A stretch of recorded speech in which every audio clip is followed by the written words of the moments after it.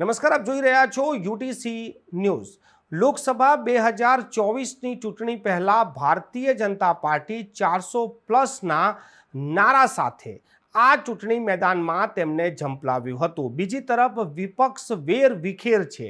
વિપક્ષમાં કોણ ક્યાં છે અને શું કરી રહ્યું છે તે ખ્યાલ જ નહોતો, પરંતુ જેમ જેમ ચૂંટણી પાસે આવી વિપક્ષનું જે ગઠબંધન છે, ઇન્ડિયા ગઠબંધન, તે જાણે કે મજબૂત થઈ રહ્યું હોય।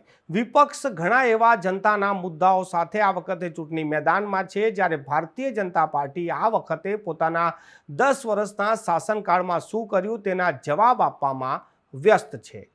આ વખતની ચૂંટણીમાં જેને પણ તમે પૂછો, એક વાત તો કહેતું હતું કે ભારતીય જનતા પાર્ટી પ્રચંડ બહુમત સાથે આ વખતે ફરી જીતીને આવશે, પરંતુ સટ્ટા બજાર આ ચૂંટણીને લઈ જે પહેલા તબક્કાનું મતદાન થયું છે, ત્યારબાદ સટ્ટા બજાર હવે આંકલન કંઈ બદલી રહ્યું છે। આપણા દેશમાં તમામ વસ્તુઓ પર સટ્ટો રમાય છે। એ ગેરકાયદેસર રમાતો હોય કે કાયદેસર રમાતો હોય, પરંતુ રમાય છે ખરો। ચૂંટણી પર પણ ખૂબ મોટો સટ્ટો રમાતો હોય છે, અને જે બુકીઓ છે, જે રીતે તેઓ પણ અલગ પોતાનું એક સર્વે કરાવતા હોય છે અને સર્વેના આધારે જ ભાવ આપતા હોય છે। બુકીઓનું જો માનીએ તો આ વખતે ભારતીય જનતા પાર્ટીને તેઓ 333 સીટ જીતવાનો દાવો કરી રહ્યા હતા, અને તેથી જ તેમનો ભાવ સૌથી ઓછો બતાવવામાં આવ્યો હતો। પરંતુ પહેલા તબક્કાના મતદાન બાદ બુકીઓએ ભારતીય જનતા પાર્ટીની 15 સીટો ઘટાડી દીધી છે, અને સીધા જ આ જે આંકડો છે તે 311થી 315 પર આવી ગયો છે। શું પહેલા તબક્કામાં જે મતદાન સૌથી ઓછું થયું છે તેનાથી ભારતીય જનતા પાર્ટીને કોઈ નુકસાન થઈ રહ્યું છે?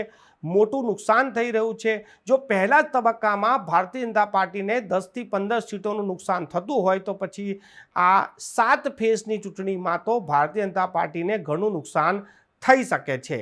ઓછા મતદાન થવાની પાછળ જે મતદારો છે તેમના નીરસતા પણ દેખાઈ રહી છે। ગરમી જે વધી છે તેનું પણ એક આ કારણ છે। લગ્ન પ્રસંગ પણ ચાલી રહ્યા છે, એ પણ એક કારણ હોઈ શકે છે। પરંતુ આ કારણોની વચ્ચે સટ્ટા બજાર ભારતીય જનતા પાર્ટીને નુકસાન બતાવી રહ્યું છે, અને પહેલા જ તબક્કાના મતદાન બાદ જે રીતે સટ્ટા બજારે ભારતીય જનતા પાર્ટીની 10થી 15 સીટોનું આંકલન ઘટાડી દીધું છે, તેનાથી ભારતીય જનતા પાર્ટી અને તેના જે સમર્થકો છે તેમની તો ચિંતા વધવી લાજમી છે। પરંતુ આ સટ્ટા બજાર છે, કોઈ દિવસ ઘટી પણ જાય ને કોઈ દિવસ વધી પણ જાય। પરંતુ પહેલા ફેઝમાં જે રીતેનું ઓછું મતદાન થયું છે તેને લઈને રાજકીય પંડિતો પણ આમાં ભારતીય જનતા પાર્ટીને નુકસાન થઈ શકે છે તેવો જ કંઈ આંકલન કરી રહ્યા છે।